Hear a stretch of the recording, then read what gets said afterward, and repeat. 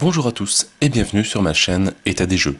On se retrouve aujourd'hui, alors non pas pour une ouverture de colis, parce que certes c'est déjà ouvert, je l'ai fait arriver à mon magasin de jeux directement pour pas payer les frais de port, quand même plus intéressant. Mais voilà, donc réception de It's a Wonderful World, Corruption et Ascension, donc ça c'était la saison 2, qui vient, donc qui était, alors c'est un Kickstarter qui a eu lieu en début d'année, 28 janvier jusqu'au 13 février, réception prévue en novembre 2020. On est fin 2020, donc à peu près le 20, etc. Et voilà, avec le confinement, c'est pas évident d'aller chercher les choses. Enfin, faut se méfier. Et donc voilà, belle réception. Donc, j'ai pas juste pris forcément It's a Wonderful World Ascension, vu que je n'avais pas le jeu de base. Je me suis fait un peu, on va dire, corrompre par Internet et Facebook en disant que ce jeu était très bien, qu'il fallait l'avoir. Donc, on verra Ascension après, et on va commencer par It's a Wonderful World Héritage, qui est donc la boîte de base. On fera Ascension juste après dans une autre vidéo. Alors, It's a Wonderful World Héritage, un jeu de Frédéric Guérard, Anthony Wolf. Alors, Origame, je connais pas trop, et édité par la boîte de jeu. Alors, c'est un jeu de 5 joueurs, 45 minutes pour une partie, ce qui est très bien, et 14 ans et plus, donc c'est déjà un petit jeu expert, quand même. Alors, je connais pas du tout le principe, je me suis pas forcément trop intéressé, j'ai appelé ce jeu, tout le monde a dit que c'était très très bien. Bon, j'ai fait confiance aux gens. Alors, au niveau de du petit résumé, chers citoyens et citoyennes des 5 empires, aujourd'hui est une journée importante car nous commémorons le 10e anniversaire de la fin des grandes guerres. Quelle joie immense de vivre dans un monde où le bonheur des peuples guide chaque décision et chaque choix de nos leaders aimants, sages et charismatiques. Quel wonderful world de paix et de progrès nous avons construit. Tous nous savons, tous nous suivons. Bon. Petite description. Allez, on va ouvrir tout ça. Parce que vraiment curieux de savoir ce qu'il y a dans la boîte. Je sens qu'il y a plein de cartes. De toute façon, j'ai déjà acheté les sleeves Paladin. Et j'en ai déjà un bon paquet de réservés.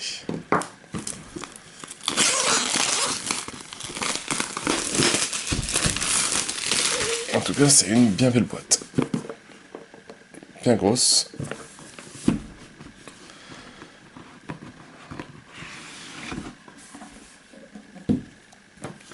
Alors.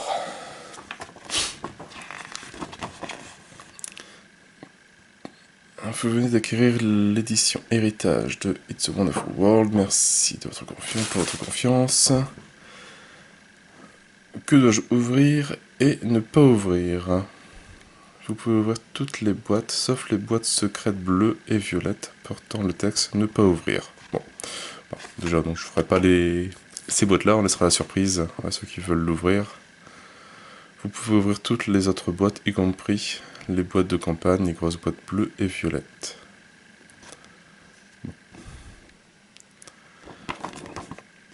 On va laisser ça de côté pour pas le perdre. On retrouve donc les règles du jeu.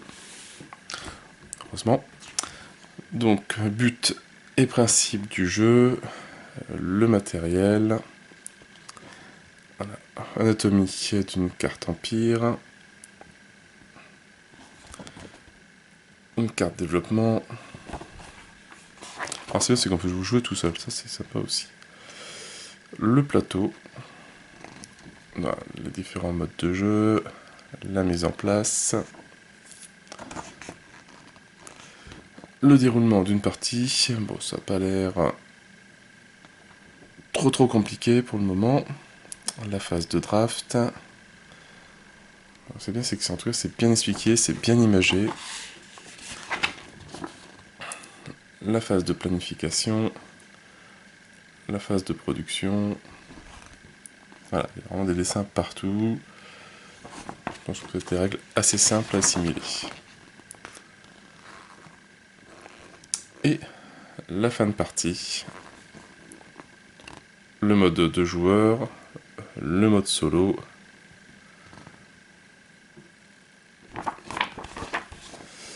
et des scénarios solo.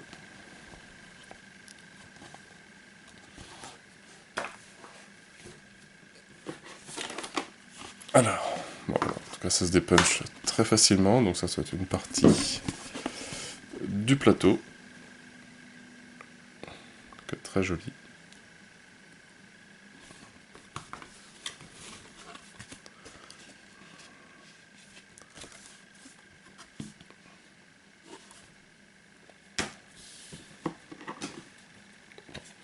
J'ai perdu la moitié. Hop, la deuxième partie du plateau, donc. Voilà. C'est bon, j'ai réussi mon puzzle. On va laisser ça là. Alors, pareil, ça je sais pas du tout encore à quoi ça sert. En tout cas, le carton il est de très bonne qualité, très épais.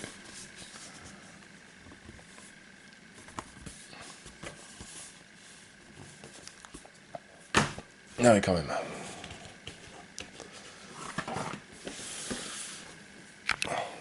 Voilà, la boîte. Avec un petit peu de mousse de chaque côté. Il y a des choses à ouvrir.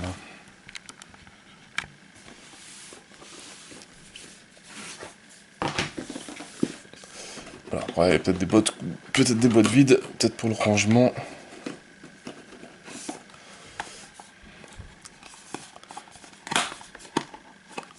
Il n'est pas marqué ne pas ouvrir. Je pense que vu le poids, voilà, c'est une fois qu'on a mis tous les jetons, ça doit être les pièces uniquement.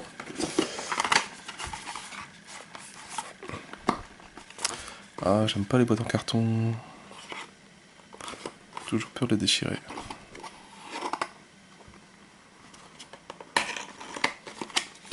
Voilà.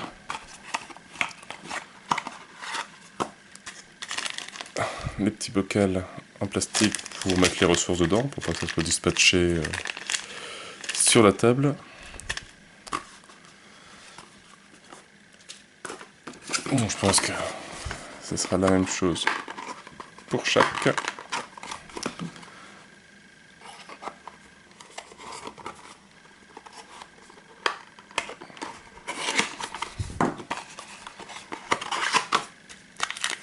Alors, je sais pas si je vais trouver le détail de chaque ressource.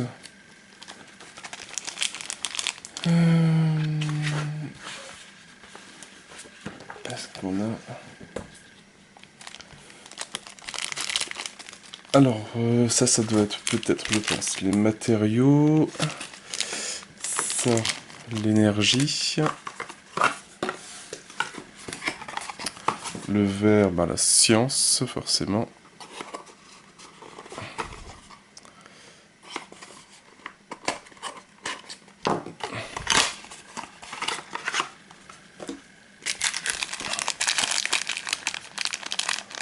Encore plein de cubes.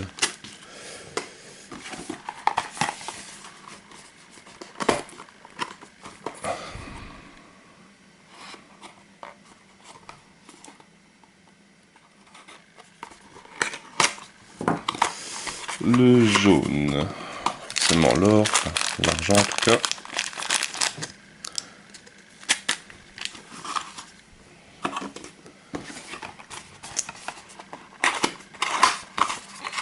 Le bleu, l'exploration.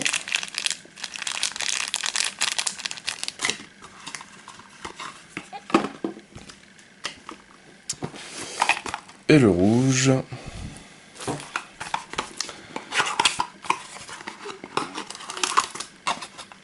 Qui sont le cristallium. Une ressource que je ne connais pas. Et là, il n'y a pas de bocal.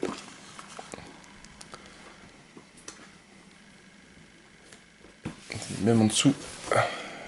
Après, il y en a encore, il y a des boîtes cachées en dessous.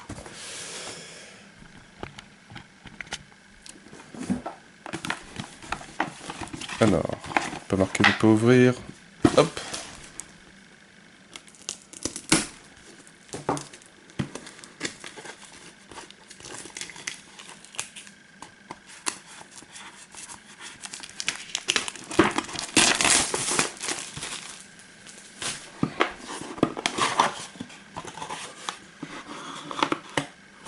Ah bah ça c'est carré épais, on va l'ouvrir après. On va essayer de trouver le jeu de base. Alors, boîte secrète, boîte secrète.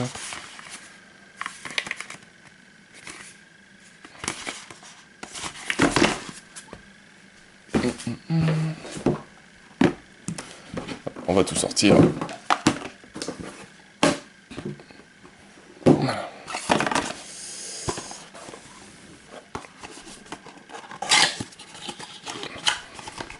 Donc des petites boîtes, je pense, de rangement. Ah, celle-là, il y a quelque chose dedans. Il n'est pas marqué ne pas ouvrir.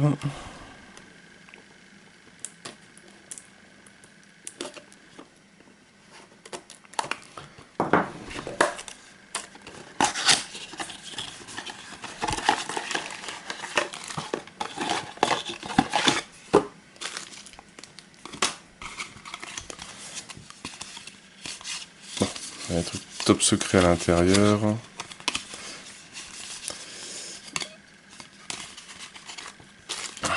Et un petit... Alors, je sais pas si c'est un compte tour ou un truc comme ça.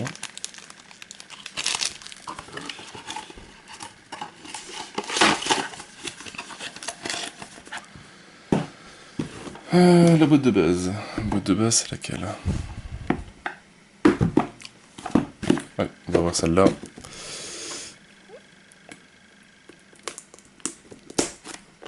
Bon, je pense que je ferai aussi de l'impression 3D pour ce jeu-là. Une boîte en carton, c'est bien, mais je suis pas fan.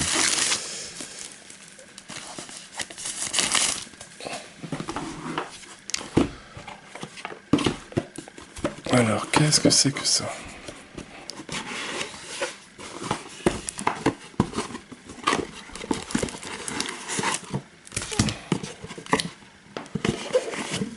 En tout cas, ouais, ils ont prévu de la place pour ranger le reste.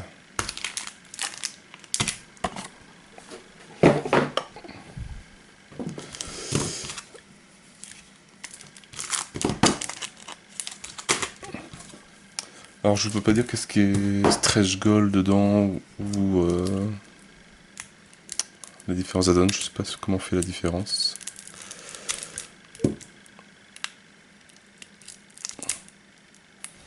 D'à part que je sais que celui-là c'est une extension, alors celui-là je sais pas avec le masque. Comme il y a les stretch gold de la première campagne qui sont dedans.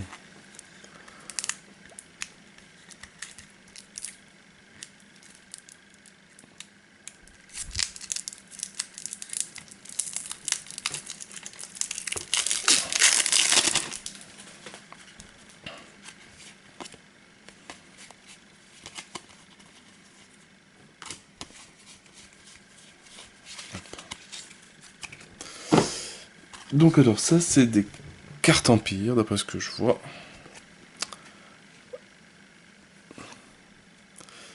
Alors qui donne un certain nombre de productions, un coup de transformation, l'icône de l'Empire.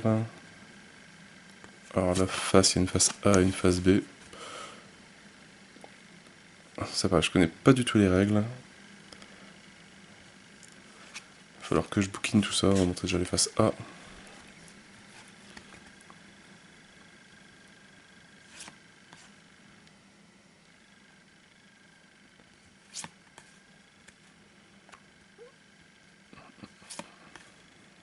Fédération d'Asie.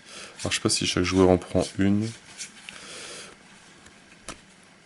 On verra ça quand on fera les speak parties un petit peu. C'est vrai que j'ai jamais regardé de cartes de parties de ce jeu-là. Il y en a 1, 2, 3, 4 et 5. Logiquement, je crois que c'est 5 joueurs, donc ça va être une pour chaque joueur. Et après, donc on a les cartes développement ou autre. faire un super sonar. Donc un coup de construction, un bonus de construction Kappa, des points de victoire ici, la production, le type de carte, bonus de recyclage et le nombre d'exemplaires, qui est là, voilà, le détail des cartes, qui est très bien fait. Après je sais pas les différents symboles, je sais pas si je vais le trouver facilement. Non, bon, je sais pas où c'est. Alors. La technologie inconnue, il en faut. Hein. L'Arche d'Alliance, on retrouve des petites références au film, Atlantide, la Cité d'Or, Continent perdu de Mu, Tombeau d'Alexandre. Non, les cartes, ouais, c'est plus grand que du poker. Les mines du roi Salomon. En tout cas, c'est très très joli. Le centre de la Terre. Trésor de Barbe Noire. Trésor des Templiers. L'île d'Avalon, bah voilà, ou Tintel Grail. On cherche l'île d'Avalon. Jardin des Hespérides. Fontaine de Jouvence, Roswell. Pas mal de références à des choses qu'on connaît.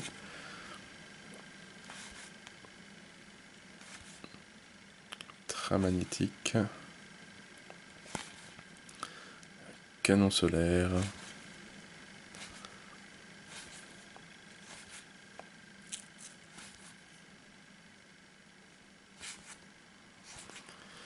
Des villes sous-marines, des villes souterraines, des villes casinos.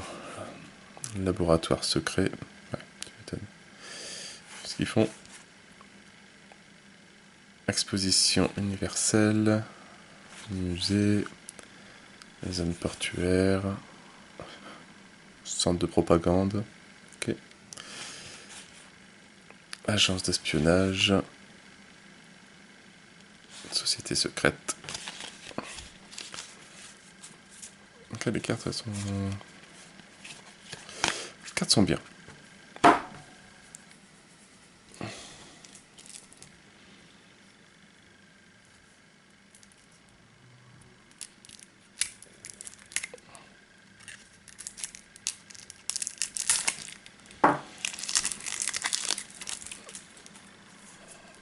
Alors j'espère qu'en faisant les rangements, on pourra tout mettre dans une boîte.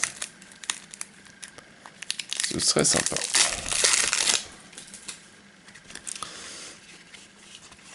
Donc toujours des cartes développement.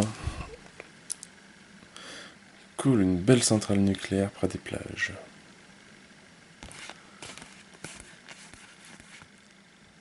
Des éoliennes. Usine de recyclage. Plateforme pétrolière. Centre de recherche. Base militaire. Place financière, c'est les cartes basiques. Réseau de transport. Complexe industriel. Division de chars.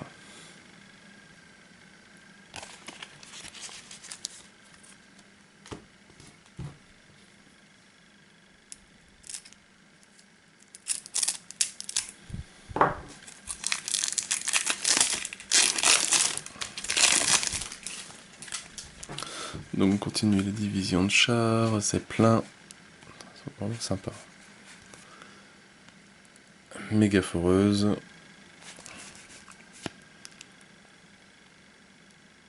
Un laboratoire aéroporté. Le sous-marin. Une petite arme. Un juggernaut. Escadrille de soucoupe.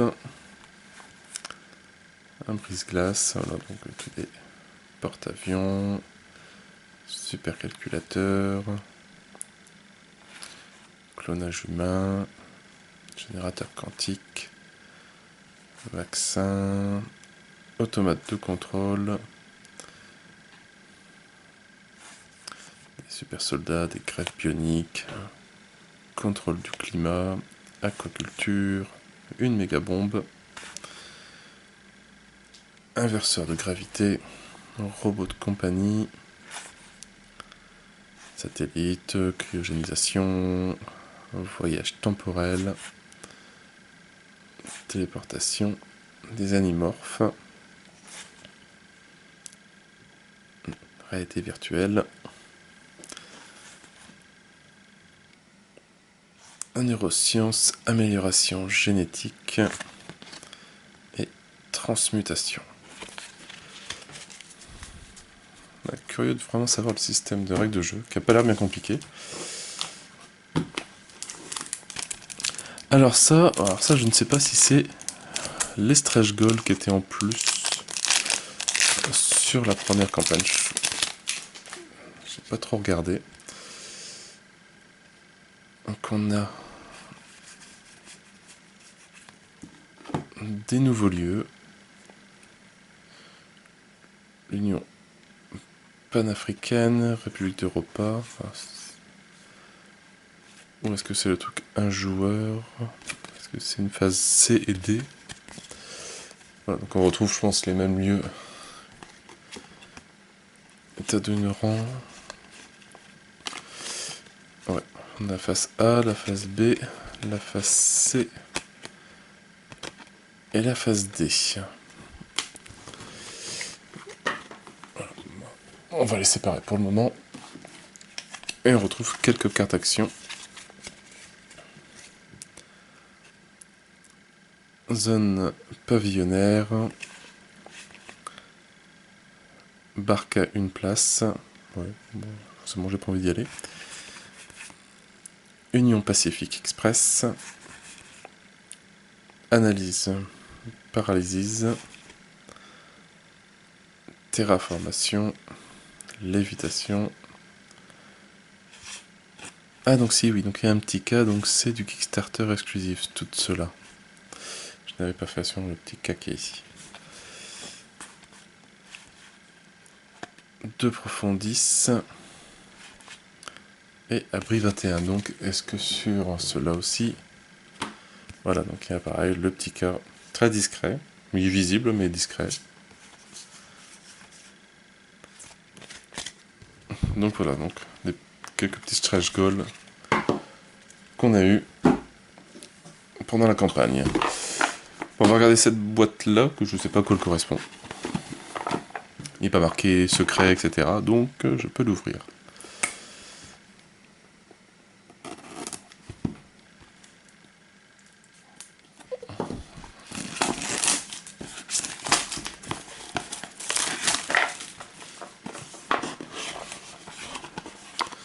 Voilà, donc ça va être les add-ons, je pense.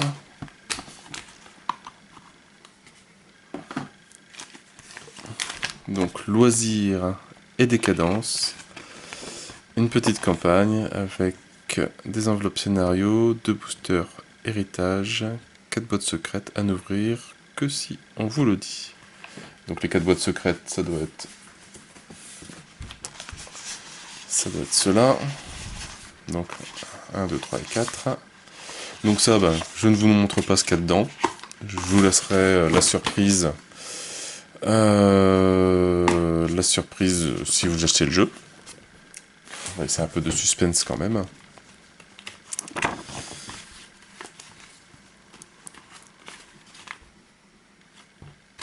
Les boosters, c'est maintenant, c'est est-ce que je les ouvre ou pas? C'est le premier jeu, ne pas ouvrir avant la fin de la campagne, ne pas ouvrir avant la fin de la campagne. Bon, pas ça pareil. On va laisser ça en surprise aussi.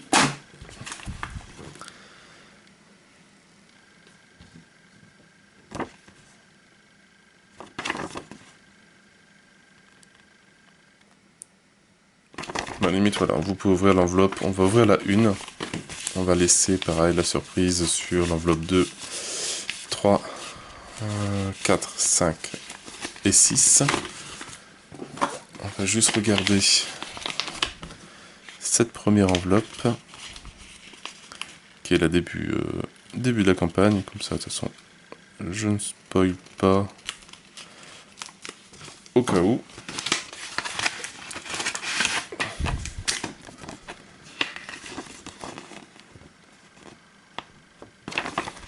Donc, je me demande vraiment comment ils ont réussi à faire un jeu de campagne sur un jeu de cartes comme ça.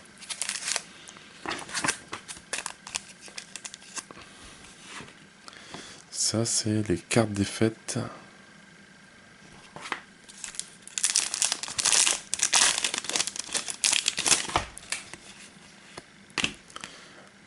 Rosiré des cadences.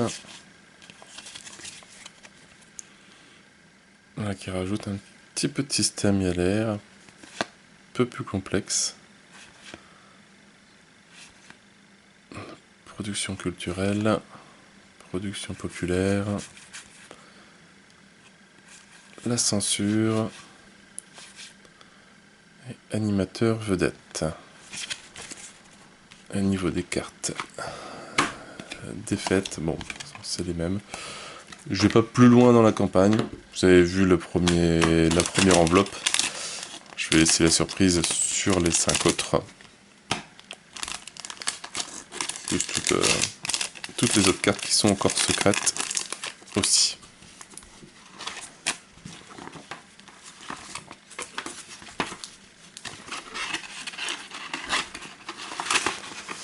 Je ne sais plus lequel. Toi tu restes là. Et toi tu vas dedans. De toute façon je vais devoir tous les ouvrir vu que je vais les slipper. Et pareil, donc là c'est guerre ou paix, une autre campagne.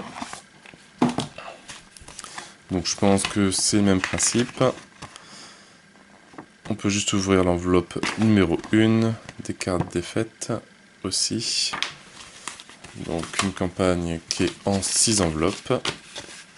2, 3, 4, 5 et 6.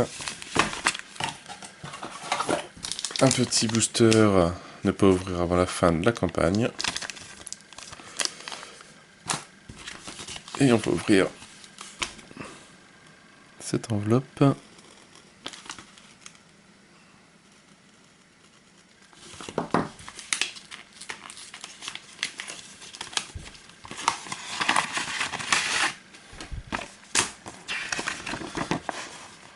Guerre ou paix, SDS 01.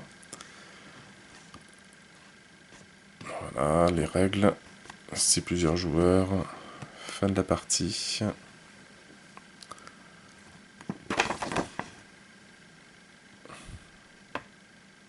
Après, je sais pas si... je suis pas sûr qu'elle puisse se jouer en solo, celle-là. Marqué 2-3 joueurs, 4 et 5 joueurs. On regardera plus en détail. Donc on retrouve 2 cartes des fêtes.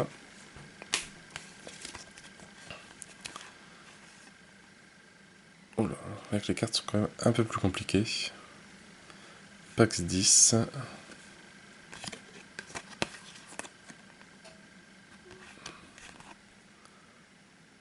Directeur de Pax 10. Membre de Pax 10. Piratage informatique. Service secret.